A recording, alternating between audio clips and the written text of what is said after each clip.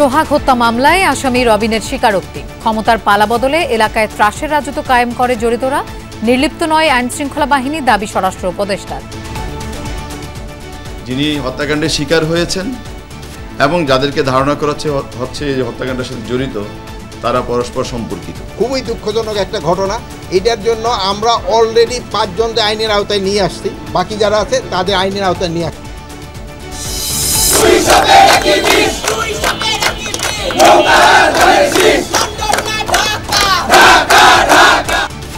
হত্যা, সন্ত্রাস, চাঁদাবাজির প্রতিবাদে সারা দেশে বিক্ষোভ। মিটফোর্ডের পৈশাচিক খুনের পেছনে গোপন সংগঠন জড়িত, অভিযোগ যুবদলের। গণতন্ত্রের বিরুদ্ধে ষড়যন্ত্র শেষ হয়নি, অদৃশ্য শত্রু দৃশ্যমান হচ্ছে, মন্তব্য তারেক রহমানের। বললেন, মানুষের নিরাপত্তা দিতে অন্তর্বর্তী সরকার ব্যর্থ। অন্যায়কারী যেই হোক আমরা প্রশ্রয় দেব না। কাজে সরকারের দায়িত্ব হচ্ছে জনগণের জানমালের নিরাপত্তা হেফাজত করা। নিজেদের স্বার্থেই পুরনো বন্দোবস্ত টিকিয়ে রাখতে চায় একটি দল। সাতক্ষীরায় এনসিপির পথসভায় নাহিদ। চাঁদাবাজদের রুখে দেওয়ার হুঁশিয়ারি।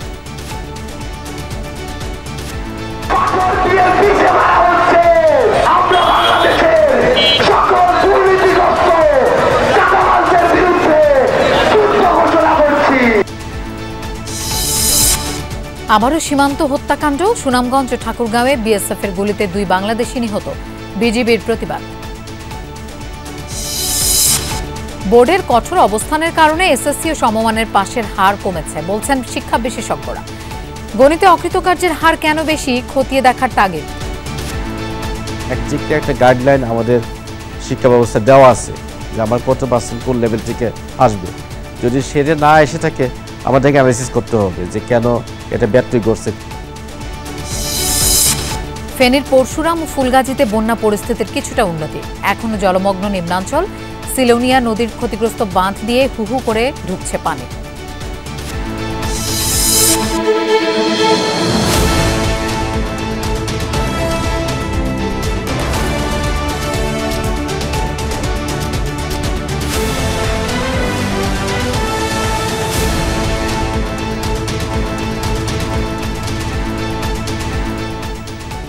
শুভেচ্ছা, আমন্ত্রণ সন্ধ্যার বাংলাদেশের আয়োজনে। আপনাদের সঙ্গে থাকছি আমি মৌসুমী আহমেদ লোপা। এতক্ষণ শিরোনাম দেখছিলাম। রাজধানীর মিটফোর্ড হাসপাতালের সামনে ব্যবসায়ী লালচাঁদ সোহাগকে নৃশংসভাবে হত্যার ঘটনায় করা অস্ত্র মামলায় আদালতে স্বীকারোক্তিমূলক জবানবন্দি দিয়েছে আসামি রবিন। শনিবার বিকেলে ঢাকা মেট্রোপলিটন ম্যাজিস্ট্রেট হাসিবুল্লাহ গিয়াসের আদালতে স্বেচ্ছায় তিনি জবানবন্দি দেন। এরপর তাকে কারাগারে পাঠানোর আদেশ দেন আদালত। এর আগে বৃহস্পতিবার রবিনের 2 দিনের রিমান্ড মঞ্জুর করেন ঢাকা মেট্রোপলিটন ম্যাজিস্ট্রেট। জানা গেছে, ব্যবসায়ীকে হত্যার ঘটনায় কোতোয়ালি থানায় 2টি মামলা হয়, একটি হত্যা, অপরটি অস্ত্র মামলা। উল্লেখ্য, রাজধানীর মিটফোর্ড হাসপাতালের সামনে গত 9 জুলাই এক ব্যবসায়ীকে হত্যা করা হয়। হত্যার কিছু ভিডিও সামাজিক মাধ্যমে ছড়িয়ে পড়লে শুরু হয় তোলপাড়। এ ঘটনায় রাজধানীর কোতোয়ালি থানায় বৃহস্পতিবার নিহতের বোন 19 জনের নাম উল্লেখ করে এবং 10 থেকে 15 জনকে অজ্ঞাতনামা আসামি করে মামলা দায়ের করেছে।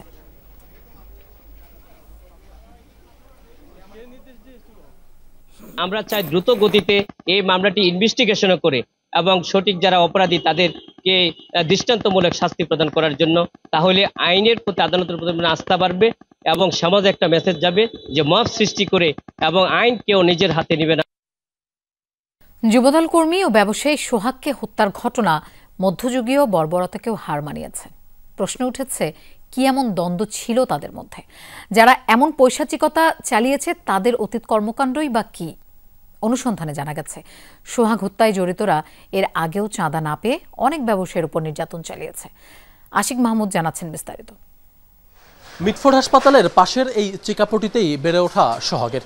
এখানেই একটি ভাঙাড়ির দোকানে কাজের পাশাপাশি যুবদলের রাজনীতিতে সক্রিয় ছিল। গত 5 আগস্ট শেখ হাসিনা সরকার পতনের পর এই গলিতে একটি ব্যবসা প্রতিষ্ঠান দিয়ে বসেন সোহাগ, যার অর্ধেক লভ্যাংশ দাবি করেছিল রাজনৈতিক বড় ভাইরা। আর তা দিতে না চাওয়াই বিপত্তির শুরু, যার সর্বশেষ পরিণতি মৃত্যু। ক্ষমতার পালাবদলে মিটফোর্ড এলাকায় আধিপত্য বিস্তার করেছিল মহিন ও অপু গ্রুপ। চাঁদাবাজি সহ নানা অপরাধে জড়ায় তাদের অনুগতরা। সোহাগকে হত্যার আগে এলাকায় ত্রাসের রাজত্ব সৃষ্টি করেছিল। কি ঘুরতেছিল এই যে হাসতো আর আসতো এরা আসতো, এই কি বলে সে কি বলতো যে মাল টাল কিনবি না, মানে লোকজন কর্মচারীকে ঠেট দিত। এই দলের ভিতরেই কোন দল নিয়ে এই জিনিসটা হয়েছে, এক গ্রুপ খাইতেছে আরেক গ্রুপ খাইতে পারে না, এই গায়ে ওই গ্রুপাই সার মনে করেন চেষ্টা করছে।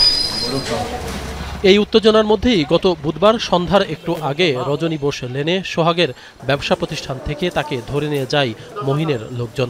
প্রত্যক্ষদর্শীরা জানায় ওই দিন সোহাগকে নিয়ে যায় 40 থেকে 50 জনের গ্রুপ। ওইদিনকে গ্যাঞ্জাম হয়, উনি বসা ছিল, বসা থাকার পরে ওনারা এসে এখান থেকে কয়েকজন লোক সে ধরিয়া ওদিকে নিয়ে গেল, অনেক লোক।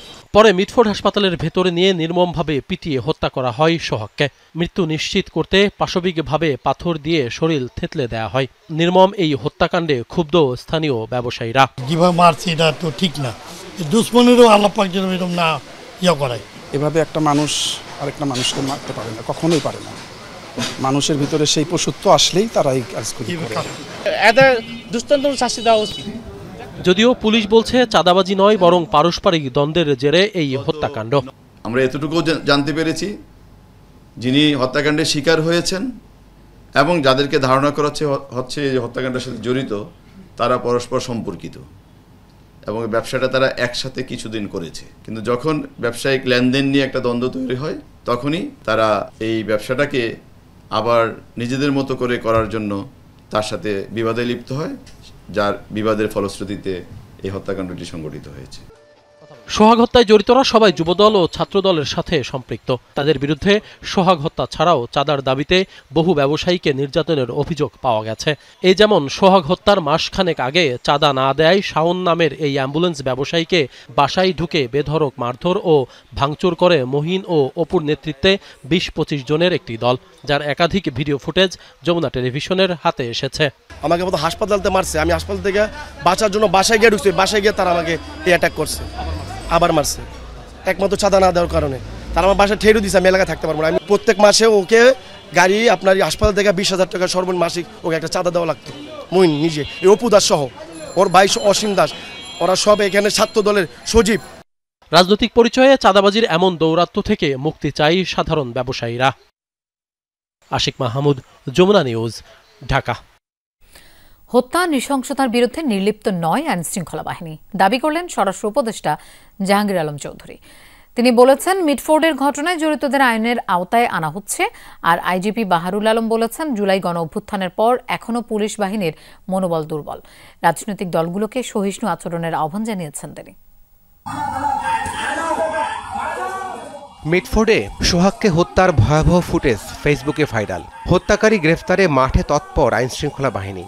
এরই মধ্যে সিসি ফুটেজ দেখে হত্যার সাথে জড়িত 3 জনকে গ্রেপ্তার করা হয়েছে, আর 2 জনকে আটক করে পুলিশে দিয়েছে র্যাব।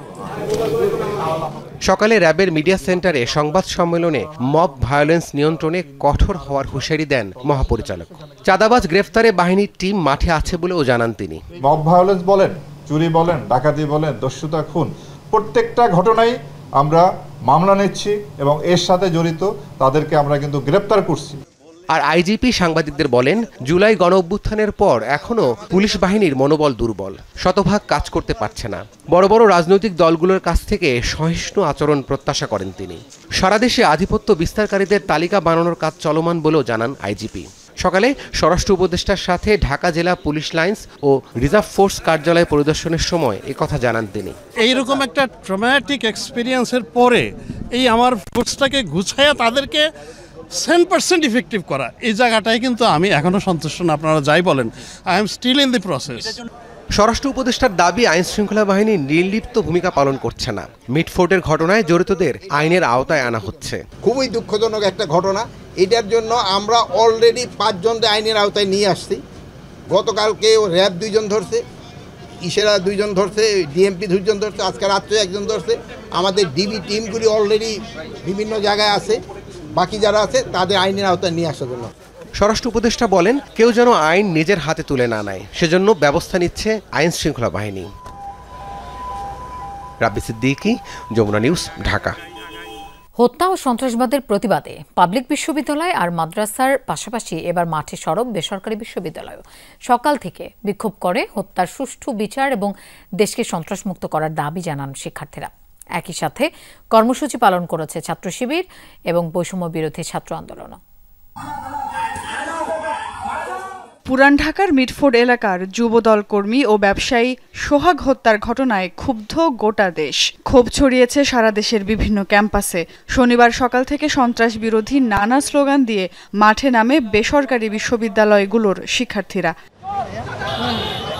হত্যার ঘটনায় অভিযুক্তদের দৃষ্টান্তমূলক শাস্তি দাবি করে দুপুরে বিক্ষোভ করে ব্র্যাক বিশ্ববিদ্যালয়ের শিক্ষার্থীরা।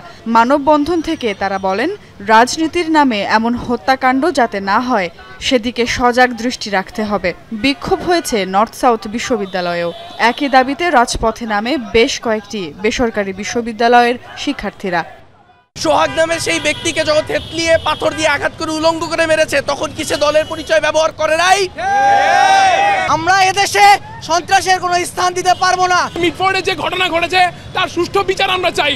নৃশংস এই হত্যাকাণ্ডে ক্ষোভ জানিয়ে বিক্ষোভ মিছিল করেছে ঢাকা মহানগর দক্ষিণ ছাত্র শিবির। চাঁদাবাজি ও সন্ত্রাসের বিরুদ্ধে প্রতিবাদ জানিয়ে বেলা 11টার দিকে জগন্নাথ বিশ্ববিদ্যালয়ের কেন্দ্রীয় শহীদ মিনার থেকে শুরু হয় এই বিক্ষোভ মিছিল। সেটি রায় সাহেব বাজার এবং তাঁতিবাজার হয়ে মিটফোর্ড হাসপাতালের সামনে এসে শেষ হয়। যদি আপনারা আপনাদের এই সন্ত্রাসীদের লাগাম টেনে ধরতে না পারেন, ছাত্র জনতা আবারও রাজপথে নেমে তাদেরকে প্রতিহত করবে ইনশাআল্লাহ। কিভাবে ফ্যাসিস্টদের দমন করতে হয় এদেশের ছাত্র জনতা তা জানে। হত্যা, চাঁদাবাজি আর সন্ত্রাসের বিরুদ্ধে ক্ষোভ জানিয়েছে বৈষম্য বিরোধী ছাত্র আন্দোলনও। রাজু ভাস্কর্যের সামনে এক সংবাদ সম্মেলনে তারা হুঁশিয়ারি দেন, নতুন বাংলাদেশে কাউকেই ফ্যাসিবাদ কায়েম করতে দেয়া হবে না। খুন করে সেই লাশের উপর নৃত্য করা, এগুলো আমরা শুনেছি আইয়ামে জাহেলিয়াতের সময়ে। সেই আইয়ামে জাহেলিয়াত ফিরিয়ে আনার বাংলাদেশের যে অপচেষ্টা, যে ষড়যন্ত্র, এই ষড়যন্ত্র চলমান। মরণের ভয় তো আমরা গত বছর জুলাইতেই শেষ করে দিয়ে আসছি, আমাদেরকে আর মরণের ভয় কি দেখান। সুমাইয়া ঐশী, যমুনা নিউজ, ঢাকা। প্রকাশ্যে যুবদল কর্মী হত্যার ঘটনা আর দেশ জুড়ে সহিংসতা ও আইনশৃঙ্খলা পরিস্থিতির অবনতি নিয়ে উদ্বেগ জানিয়েছে বিএনপির 3 অঙ্গ সংগঠন। এক সংবাদ সম্মেলনে যুবদল সভাপতি অভিযোগ করেন, প্রকৃত খুনিদের আড়াল করা হচ্ছে। বিএনপির অঙ্গ সংগঠনগুলোর দাবি, তরুণদের সমর্থন যখন জাতীয়তাবাদী দলের দিকে যাচ্ছে, তখনই একটি বিশেষ মহল গুজব, বিভ্রান্তি ছড়িয়ে নির্বাচন বানচালের ষড়যন্ত্রে নেমেছে। দেশে একের পর এক সহিংসতায় যখন আইনশৃঙ্খলা পরিস্থিতি প্রশ্নবিদ্ধ, ঠিক তখনই প্রকাশ্য দিবালোকে যুবদল কর্মী হত্যাকাণ্ড ঘিরে উত্তপ্ত রাজনৈতিক অঙ্গন। এ নিয়ে শনিবার সকালে রাজধানীতে সংবাদ সম্মেলন করে বিএনপির 3 অঙ্গ সংগঠন যুবদল, স্বেচ্ছাসেবক দল ও ছাত্রদল। সংবাদ সম্মেলনে যুবদলের সভাপতি আব্দুল মোনেম মুন্নার অভিযোগ, তরুণদের মধ্যে জাতীয়তাবাদী আদর্শের জনপ্রিয়তা বেড়েছে দেখে একটি গোপন সংগঠন উদ্দেশ্যমূলকভাবে বিভ্রান্তি ছড়াচ্ছে। একটি বিশেষ গোষ্ঠী যারা নির্বাচনের মাধ্যমে গণতান্ত্রিক পদ্ধতিতে উত্তরণ চায় না, তারা এই সুযোগটি গ্রহণ করে বিএনপি এবং বিএনপির শীর্ষ নেতাদের বিরুদ্ধে সহিংসতার উস্কানি দিচ্ছে। সবাইকে সতর্ক করে তিনি বলেন, আইন শৃঙ্খলার অবনতি ঘটিয়ে যেন কোনো অগণতান্ত্রিক শক্তি মাথাচাড়া দিয়ে উঠতে না পারে সে বিষয়ে সবাইকে সজাগ থাকতে হবে। তার দাবি, বিএনপি সবসময় দায়িত্বশীল ভূমিকা রেখেছে, অপরাধ ঢাকার চেষ্টা করেনি। আমরা কোথাও দায় এড়ানোর রাজনীতি করিনি, আমরা কোনো ঘটনা ঘটলে অস্বীকার করিনি, বরং দায় গ্রহণ করে সর্বোচ্চ সাংগঠনিক ব্যবস্থাটুকু নিশ্চিত করেছি। কিন্তু সরকার ও প্রশাসন এক্ষেত্রে মারাত্মকভাবে ব্যর্থ হচ্ছে। আমরা মনে করি সরকার পরিকল্পনা মাফিক প্রশাসনকে নিষ্ক্রিয় করে রেখেছে, যাতে দেশে অরাজক পরিস্থিতি বিদ্যমান থাকে। তিনি বলেন, সিসিটিভি ফুটেজে যাদের চেহারা স্পষ্ট তাদের বাদ দিয়ে মামলায় অন্যদের যুক্ত করা হয়েছে। এতে প্রকৃত খুনিদের আড়াল করার মতো সন্দেহ তৈরি হয়েছে। আমরাও জানতে চাই, কারা কেন এই 3 জন আসামিকে বাদ দিয়ে নতুন করে অন্য 3 জনকে আসামি করলো, এটা আমরা জানতে চাই। খুলনায় যুবদল কর্মীর রক কেটে হত্যার প্রসঙ্গ তুলে তিনি বলেন, এই ঘটনা নিয়ে কোনো প্রতিবাদ চোখে পড়ে না, অথচ রক কাটার রাজনীতি এদেশে কারা এনেছে তা জনগণ জানে। সংবাদ সম্মেলনে দলীয় নেতাদের বিরুদ্ধে হুমকির অভিযোগও তোলেন তিনি। আপনারা জানেন, রক কেটে হত্যা করা একটি বিশেষ সংগঠনের দীর্ঘদিনের সহিংস রাজনীতি চর্চার এক অবিচ্ছেদ্য অংশ। যুবদল নেতারা বলেন, দলীয় পরিচয় যাই হোক, অপরাধীর শাস্তি নিশ্চিত করতে সরকার ও আইন শৃঙ্খলা রক্ষাকারী বাহিনীকে সর্বাত্মক সহায়তা করছে বিএনপি। আগস্ট অভ্যুত্থানকে নিজেদের পকেটে করায়ত্ত করার জন্য আমরা ব্যস্ত থাকছি না। কিন্তু রেদওয়ান আহমেদ, যমুনা নিউজ, ঢাকা। মিটফোর্ডে যুবদল কর্মী ও ব্যবসায়ী সোহাগ হত্যায় সরাসরি জড়িতদের এখনও গ্রেফতার না করায় ক্ষোভ প্রকাশ করলেন বিএনপির ভারপ্রাপ্ত চেয়ারম্যান তারেক রহমান। তিনি বলেছেন, অন্যায়কারীদের কোনো দল হতে পারে না, মানুষের জানমালের নিরাপত্তা দেওয়ার দায়িত্ব সরকারের। রাজধানীর একটি হোটেলে জুলাই অভ্যুত্থানে শহীদ পরিবারের সাথে ভার্চুয়ালি মত বিনিময়কালে একথা বলেন তারেক রহমান। বিএনপির ভারপ্রাপ্ত চেয়ারম্যান বলেন, গণতন্ত্রের বিরুদ্ধে ষড়যন্ত্র শেষ হয়নি, ধীরে ধীরে দৃশ্যমান হচ্ছে অদৃশ্য শত্রু। বলেন, অন্যায়কারী যেই হোক প্রশ্রয় দেবে না বিএনপি, তবে সরকার মানুষের জানমালের হেফাজত দিতে ব্যর্থ হচ্ছে। তারেক রহমান আরও বলেন, মিটফোর্ডের ঘটনার ভিডিওতে হত্যাকারীদের দেখা গেলেও তাদের অনেকেই ধরাছোঁয়ার বাইরে। বিভিন্নভাবে মব সৃষ্টির জন্য সরকার ও প্রশাসনের প্রশ্রয় আছে কিনা তা খতিয়ে দেখার আহ্বান জানান বিএনপির ভারপ্রাপ্ত চেয়ারম্যান। বর্তমানে যে অন্তর্বর্তীকালীন সরকার আছে, সেই সরকারকে আমরা বরাবর বলেছি, অন্যায়কারী যেই হোক আমরা প্রশ্রয় দেব না। কাজে সরকারের দায়িত্ব হচ্ছে জনগণের জানমালের নিরাপত্তা হেফাজত করা। যে অন্যায় করবে সে অন্যায়, তার বিরুদ্ধে দেশের প্রচলিত আইন আছে, কাজে আইন অনুযায়ী তার বিরুদ্ধে ব্যবস্থা হবে। অন্যায়কারী কখনো কারোর কোনো দলের লোক হতে পারে না। যখনই সংস্কার, বিচার ও নতুন সংবিধানের কথা বলা হয়, তখনই বিপক্ষে চলে যায় একটি দল। নিজেদের স্বার্থে পুরনো বন্দোবস্তকেই টিকিয়ে রাখতে চায় তারা। সাতক্ষীরার জুলাই পদযাত্রায় এমনটাই বলেছেন এনসিপির আহ্বায়ক নাহিদ ইসলাম। এ সময় চাঁদাবাজদের রুখে দেওয়ার হুঁশিয়ারিও উঠে আসে অন্য নেতাদের কণ্ঠে। জুলাই অভ্যুত্থানে শহীদের স্মরণে সাতক্ষীরা শহরের প্রাণকেন্দ্রে এই মোড়টির নাম রাখা হয় আসিফ চত্বর। সেখানেই পথসভা করে জাতীয় নাগরিক পার্টি। এর আগে সাতক্ষীরার শান্তিমোড়ে পৌঁছায় দলটির গাড়িবহর। পরে আসিফ চত্বর পর্যন্ত পদযাত্রা করে এনসিপি। এ সময় দলটির আহ্বায়ক বলেন, যখনই সংস্কার, বিচার ও নতুন সংবিধানের কথা বলা হয়, তখনই বিপক্ষে দাঁড়িয়ে যায় একটি দল। বিরুদ্ধে দাঁড়িয়ে যাচ্ছে একটি পক্ষ, যারা পুরাতন বন্দোবস্তকে টিকিয়ে রাখতে চায়। তারা ভেবেছিল 2-3টা আসন দেখিয়ে, ক্ষমতার ভাগ বাটোয়ারার লোভ দেখিয়ে তারা গণঅভ্যুত্থানের শক্তিকে কিনে নেবে। কিন্তু যারা বিপ্লবের শক্তি, যারা মৃত্যুর মুখ থেকে ফিরে এসেছে, তাদেরকে কেনার স্বার্থ বাংলাদেশের কোন রাজনৈতিক দলের হয় না। পথসভায় কথা বলেন উত্তরাঞ্চলের মুখ্য সংগঠক সার্জিস আলম। এ সময় চাঁদাবাজদের রুখে দেওয়ার হুঁশিয়ারি দেন তিনি।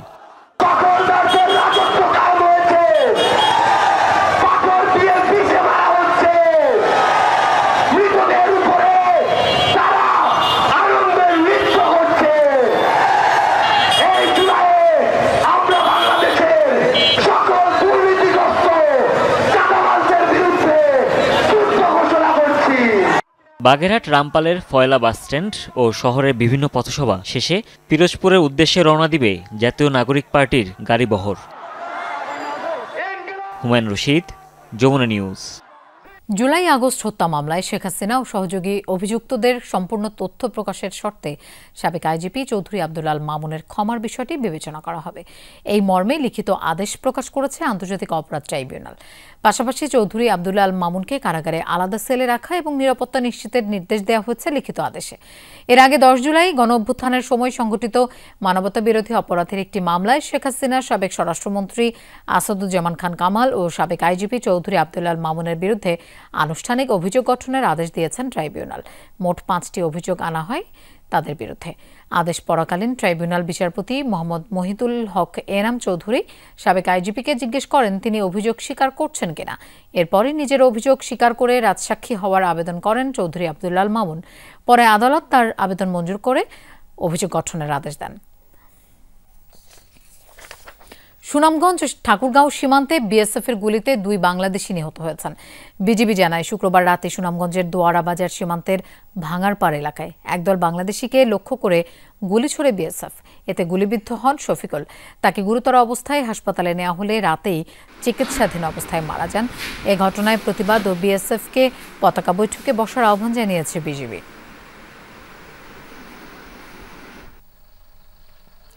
বিএসএফের গুলিতে বাংলাদেশের প্রাণ ঝরেছে ঠাকুরগাঁওয়ের হরিপুরের মিনাপুর সীমান্তেও। দিনাজপুর 42 বিজিবির অধিনায়ক জানান, ভোরে ভারতের মালদাখন্ড পরিয়াল ক্যাম্পের বিএসএফ জওয়ানরা এই গুলি ছুড়েছে। এতে গুলিবিদ্ধ হয়ে ঘটনাস্থলে প্রাণ হারায় 20 বছর বয়সী রাসেল। হরিপুর সদর এলাকায় বাসিন্দা তিনি। এসএসসি ও সমমানের পরীক্ষায় ব্যবহারিক খাতায় যথাযথ মূল্যায়ন হলে পাশের হার আরও কম হতো। এবার যে নীতিতে সাধারণ উত্তরপত্র মূল্যায়ন হয়েছে, সেই একই নীতিতে ব্যবহারিক মূল্যায়নও হওয়া দরকার বলে মনে করেন শিক্ষা বিশেষজ্ঞরা। এছাড়াও গণিতে বেশি অকৃতকার্য কেন হলো তা খতিয়ে দেখা আগামীতে সে বিষয়ে নজর দেওয়ার তাগিদ সংশ্লিষ্টদের। আলামিন হক অহনের প্রতিবেদন। চীন, ফিনল্যান্ড সহ বিশ্বের অধিকাংশ দেশেই তাদের শিক্ষা ব্যবস্থায় গণিত ও সংখ্যা তত্ত্বে বেশি মনোযোগ দেওয়া হয়। বাংলাদেশেও সব শিক্ষার্থীদের জন্য গণিত বিষয়টি বাধ্যতামূলক। তারপরেও যুগের পর যুগ এই বিষয়ে অকৃতকার্য হন বেশি শিক্ষার্থীরা। এবছর এসএসসি ও সমমান পরীক্ষায় সবচেয়ে বেশি গণিতেই অকৃতকার্য হয়েছেন। ঢাকা বোর্ডে 25% শিক্ষার্থী গণিতে অকৃতকার্য এবং দিনাজপুরে গণিতে অকৃতকার্য 30%।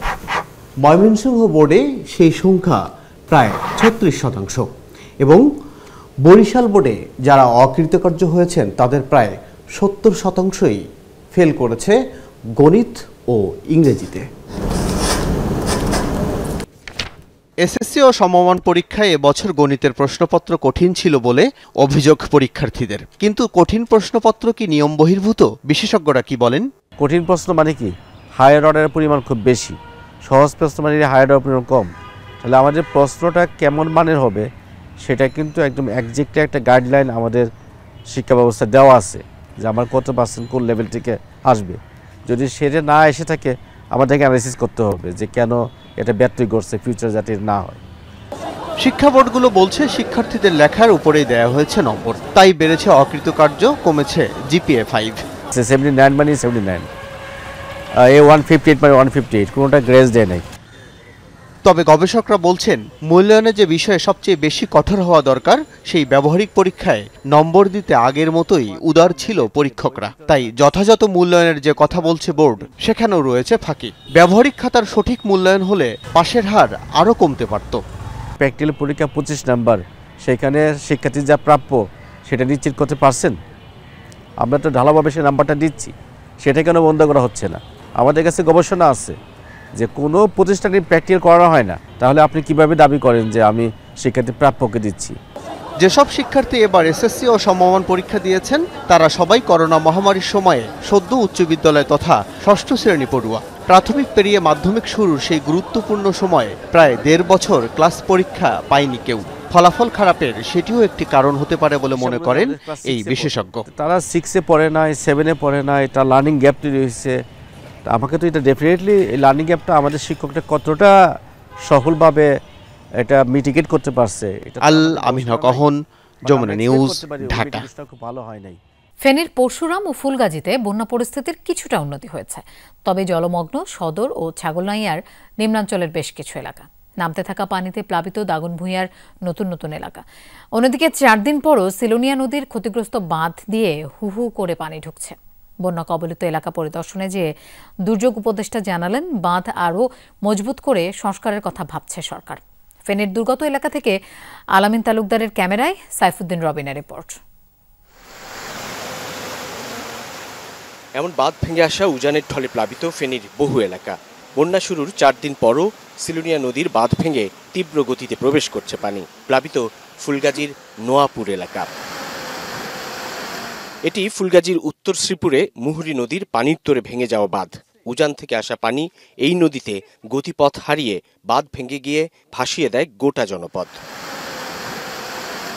বাঁধের পাড়েই কথা হচ্ছিল আলী আশরাফের সাথে, যার পাকা ঘর ভেঙে গেছে বন্যার তোরে।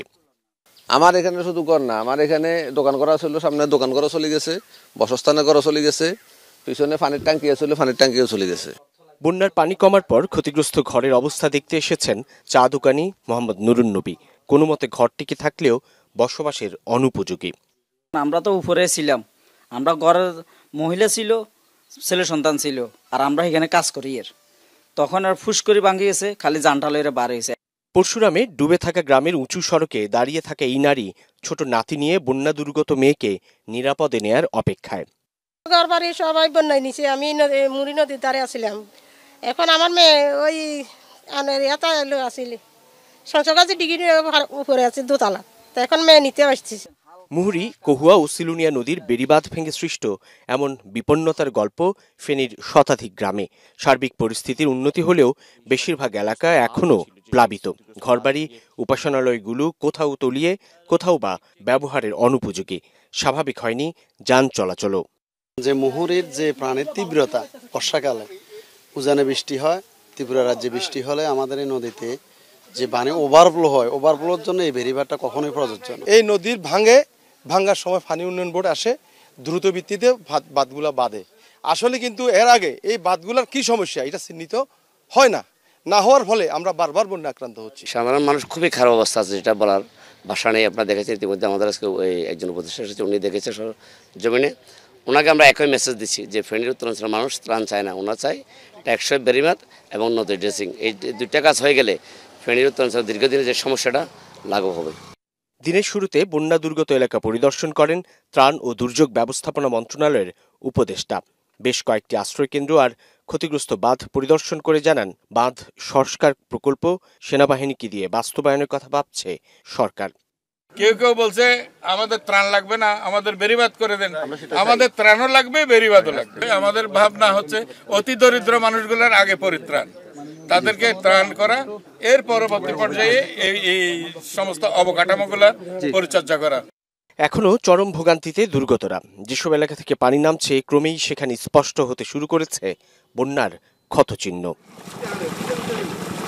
ফেনীর বন্যা পরিস্থিতির উন্নতি হলেও পরশুরাম, ফুলগাজী, ছাগলনাইয়ার অনেক এলাকায় মূল সড়কের উপর দিয়েই প্রবাহিত হচ্ছে পানি। সাধারণ মানুষ এখনও অনেকে ঘরে ফিরতে পারেননি, কেননা সেখানেও পানি। আর তাই আশ্রয় ঠিকই সেই আশ্রয় কেন্দ্রে। কিন্তু কেন বারবার এমন বন্যার মুখোমুখি হতে হয় ফেনীবাসীকে? তারা বলছেন যে সংযোগ সেতুগুলো রয়েছে সেগুলোর উচ্চতা কিংবা দৈর্ঘ্য সেসব কম হওয়ায় কিংবা নদীর নাব্যতা কম হওয়ায় এবং সংকুচিত হয়ে যাওয়ায় নদী প্রবাহ অস্বাভাবিক হয়ে ওঠার কারণেই এই বন্যা পরিস্থিতির মুখোমুখি হতে হয় ফেনীবাসীকে। তাই কার্যকর উদ্যোগ গ্রহণের তাগিদ দিচ্ছেন তারা। সাইফুদ্দিন রবিন, যমুনা নিউজ, ফুলগাজী। শুল্ক ছাড়ের বিষয়ে কোনো সিদ্ধান্ত ছাড়াই শেষ হয়েছে যুক্তরাষ্ট্র বাংলাদেশ দ্বিতীয় দফা আলোচনা। শুক্রবার ওয়াশিংটনে অনুষ্ঠিত হয় শুল্ক ইস্যুতে তৃতীয় ও শেষ দিনের বৈঠক। কিছু বিষয়ে দুদেশ একমত হলেও এখনও অমীমাংসিত কয়েকটি বিষয় আন্তঃমন্ত্রণালয়ে আলোচনা করতে হবে বলে সিদ্ধান্তে পৌঁছেছে উভয় পক্ষ। শিগগিরই দুদেশের প্রতিনিধিদের মধ্যে আলোচনার সময়সূচি নির্ধারিত হবে। ভার্চুয়ালি নাকি সামনাসামনি বৈঠক হবে তা নিয়ে সিদ্ধান্ত হয়নি। তবে নির্ধারিত সময়ের মধ্যে ইতিবাচক সিদ্ধান্তের ব্যাপারে আশাবাদী বাংলাদেশের প্রতিনিধি দল। বিশ্ব স্বাস্থ্য সংস্থার দক্ষিণ পূর্ব এশিয়ার আঞ্চলিক পরিচালক সাইমা ওয়াজেদ পুতুলকে অনির্দিষ্টকালের জন্য বাধ্যতামূলক ছুটিতে পাঠানো হয়েছে। বৈশ্বিক স্বাস্থ্যনীতি বিষয়ক সংস্থা হেলথ পলিসি ওয়াচের প্রতিবেদনে জানানো হয়েছে এই তথ্য। পুতুলের বিরুদ্ধে বাংলাদেশে দুদকের মামলা চলমান থাকায় নেওয়া হয়েছে এই পদক্ষেপ। শুক্রবার থেকে কার্যকর হয়েছে তার ছুটি। গেল বছরের শুরুতে WHOর এই পদে যোগ দেন পুতুল। অভিযোগ, তৎকালীন প্রধানমন্ত্রী এবং তার মা শেখ হাসিনার রাজনৈতিক প্রভাবেই পদটি বাগিয়ে নেন তিনি। 4 মাস আগে প্রতারণা, জালিয়াতি ও ক্ষমতার অপব্যবহারের অভিযোগে পুতুলের বিরুদ্ধে 2টি মামলা করে বাংলাদেশের দুর্নীতি দমন কমিশন দুদক। অভিযোগে বলা হয়, WHO এই নিয়োগ পেতে প্রচারণার সময় নিজের একাডেমিক রেকর্ড নিয়ে ভুয়া তথ্য ব্যবহার করেছেন পুতুল। রাজনৈতিক দলগুলো রাষ্ট্রের কাঠামো নিয়ে নানাভাবে প্রশ্ন তুললেও দলের কাঠামো নিয়ে বেখেয়ালি। রাজধানীতে এক আলোচনা সভায় এই মন্তব্য করেছেন ঐক্যমত্য কমিশনের সহসভাপতি অধ্যাপক আলী রিয়াজ। তিনি বলেন, রাজনৈতিক সংস্কৃতি সংশোধন জরুরি। একই সভায় বিএনপি নেত্রী রুমিন ফারহানা বলেন, যতটুকু সংস্কার হয়েছে তা যথেষ্ট, বাকিটা বাস্তবায়ন করবে নির্বাচিত সরকার। কেননা নির্বাচন দেরি হলে জটিলতা আরও বাড়বে বলে শঙ্কা তার। বৈষম্যহীন দেশ গঠনের স্বপ্নের অগ্রযাত্রার 1 বছর হতে চলল। এতে রাজনৈতিক দলের কাছে নতুন বাংলাদেশের যে জন আকাঙ্ক্ষা তৈরি হয়েছিল তার অগ্রগতি কতটা?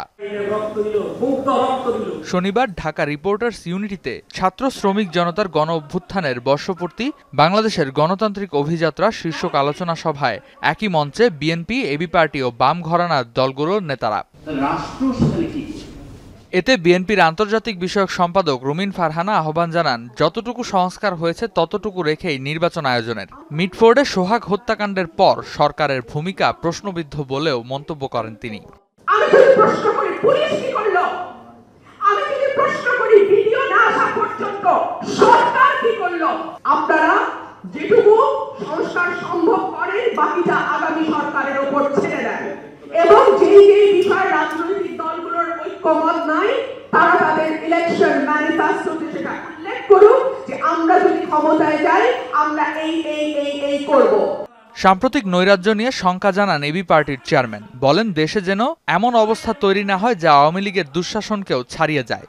আওয়ামী হাসিনার আমলের নৃশংস গুম খুনের কথা আমাদের মানুষ তখনই ভুলতে পারে যখন একই রকম খুন খারাপি এবং পাশবিক আচরণ আগেকার সময়ে আমরা যারা মজলুম ছিলাম তাদের দ্বারা যদি এইভাবে সংগঠিত হতে থাকে, সুতরাং খুব সহসা আমরা আবু সাইদ মুগ্ধদেরকে ভুলতে বসবো। 24-এর রক্তের সাথে বেইমানি মেনে নেওয়া হবে না জানিয়ে অধ্যাপক আলী রিয়াজ বলেন, 53 বছর রাজনৈতিক দলগুলো ক্ষমতার অপব্যবহার করেছে। যে বাংলাদেশের রাজনৈতিক দলগুলো অত্যন্ত দুর্ভাগ্যজনকভাবে এটাই বিবেচনা করেছেন যে প্রতিবার নির্বাচনে আমরা বিজয়ী হওয়া মানে হচ্ছে আমাদেরকে লাইসেন্স টু রুল, এই ব্যবস্থা দিয়ে দেওয়া হয়েছে। জনগণ তা দেন না, রাষ্ট্র এইভাবে চলে না। সেই কারণে আজকে যখন বাংলাদেশের মানুষ এক ঐতিহাসিক সুযোগ পেয়েছে, সেই সুযোগকে আমরা কিসের জন্য ব্যবহার করবো সেই ক্ষেত্রটা ভালো করে বোঝা দরকার। নির্বাচন দিয়ে সংসদ গঠন করা হলেও রাষ্ট্রের কাঠামো ঠিক না করলে কিছুই কাজে আসবে না বলেও মন্তব্য করেন আলী রিয়াজ। গণতন্ত্রের অভিযাত্রা হবে না। রেদওয়ান আহমেদ, যমুনা নিউজ, ঢাকা। টেলিকম খাতে বিগত সরকারের নেয়া সব পলিসি ও গাইডলাইন বাতিল করা হবে। সকালে এক সেমিনারে একথা জানান প্রধান উপদেষ্টা ডাক ও টেলিযোগাযোগ বিষয়ক বিশেষ সহকারী ফয়েজ আহমেদ তৈয়ব। প্রস্তাবিত খসড়া টেলিযোগাযোগ নীতিমালায় বিনিয়োগের শর্ত আগামীর পথকে বাধাগ্রস্ত করতে পারে এমন অভিমত ব্যক্ত করেন মোবাইল অপারেটর সহ এই খাতের বিনিয়োগ প্রতিনিধিরা। সকালে রাজধানীতে টেলিযোগাযোগ নেটওয়ার্ক এবং লাইসেন্সিং অবকাঠামো বিষয়ে গোলটেবিল আলোচনার আয়োজন করে টেলিকম রিপোর্টারদের সংগঠন টিআরএনবি। প্রধান উপদেষ্টার বিশেষ সহকারী বলেন, বিগত সরকার এ খাতে বিভিন্ন নীতি কাঠামো তৈরি করে রাজনৈতিক ব্যক্তিবর্গকে বিশেষ সুবিধা দিয়েছে। তাই গত 16 বছরে টেলিযোগাযোগ খাতের সব ধরনের নীতিমালা এবং গাইডলাইন বাতিল করা হবে। আওয়ামী লীগের যেসব টেলিকম লাইসেন্সিং পলিসি ছিল, টেলিকম সাধারণ নীতিমালা ছিল, we don't own that, and আমরা সেটাকে ডিসমেন্টল করে স্ক্র্যাপ করে আমরা নতুন পলিসি নিয়ে হাজির হচ্ছি। This is the philosophy. আমরা এরপর টেলিকম অ্যাক্ট করব। টেলিকম অ্যাক্টে আমাদের প্রায় 10 ধরনের অবজারভেশন আছে। ভবিষ্যতে নতুন পলিসি অব্যাহত থাকবে কিনা তা নিয়েও শঙ্কার কথা তুলে ধরেন আইএসপিএবি সভাপতি। আমাদের মধ্যে শঙ্কা কাজ করছে, পরবর্তীতে রাজনৈতিক সরকার গঠন করলে এই পলিসিটা কি সাস্টেন করবে কিনা কিংবা এটার কন্টিনিউটিটা থাকবে কিনা। তা আমরা যখন বিজনেস স্ট্র্যাটেজি ঠিক করি, কন্টিনিউটি একটা হচ্ছে বড় মেজর ইস্যু আমাদের জন্য। নতুন পলিসিতে মোবাইল অপারেটরদের জন্য 85% বিদেশি বিনিয়োগের শর্ত টেলিকম এবং বিনিয়োগ সম্পর্কিত বিভিন্ন আইনের সাথে সাংঘর্ষিক বলে জানান মোবাইল অপারেটরদের প্রতিনিধিরা। পলিসিটা খুব ক্লিয়ারলি থাকবে হচ্ছে নতুন যারা লাইসেন্সি আসবে তাদের জন্য, আর যারা এক্সিস্টিং আছে তাদের জন্য কি হবে, এটা ক্লারিফিকেশন থাকতে হবে। কেপিআই প্যারামিটারস দেওয়া হয়েছে যেগুলো আমরা অ্যাচিভ করতে না পারলে কি হবে। সো এগুলো অ্যাকচুয়ালি একটা ভীতিকর জায়গার মধ্যে, এবং টাইম ফ্রেম যেটা দেওয়া হয়েছে, আমি আগেও বলেছি যে পলিসি ডকুমেন্টসে আসলে টাইম ফ্রেম না দেওয়াটাই বেটার। টেলিকম পলিসিতে দেশি বিনিয়োগকারীদের সুরক্ষা দেওয়ার আহ্বান জানান প্রযুক্তিবিদরা। কতদিন আসলে আমরা ফরেন রিজার্ভ পেতে চাই সেটা আসলে আমাদের একটা রাষ্ট্রনীতি বলার সাথে সেটা আসা উচিত, কারণ টেলিকমের মতো একটা স্পর্শকাতর জায়গা সবসময় বিদেশি পজিশন নিয়ন্ত্রণ করবে, এটা কেমন যেন স্ট্র্যাটেজিক্যালি খুব ভালো বিষয় মনে হয় না। নতুন টেলিকম পলিসি জাতীয় টেলিকম পলিসি নয় বলে জানান বিটিআরসির চেয়ারম্যান। পলিসি কোনো লিগ্যাল ডকুমেন্ট না, পলিসি গভর্নমেন্টের ইন্টেন্ট, ডিজায়ার, স্ট্র্যাটেজি ইত্যাদি ইত্যাদি নিয়ে কাজ করে। এই পলিসিটা নীতিগতভাবে অনুমোদন হওয়ার পরে ওর উপরে গাইডলাইন তৈরি হবে, এবং গাইডলাইনগুলোতে আরও অনেক স্পেসিফিক ব্যাপার থাকবে, and that will be legally binding. Voice call এবং ইন্টারনেট সেবার মান বৃদ্ধির জন্য বিভিন্ন পরামর্শও তুলে ধরেন বক্তারা। মাসুদুজ্জামান রবিন, যমুনা নিউজ, ঢাকা। দর্শক, এই ছিল আজকে সন্ধ্যার বাংলাদেশের আয়োজনে। আর এতক্ষণ সাথে থাকার জন্য ধন্যবাদ সবাইকে।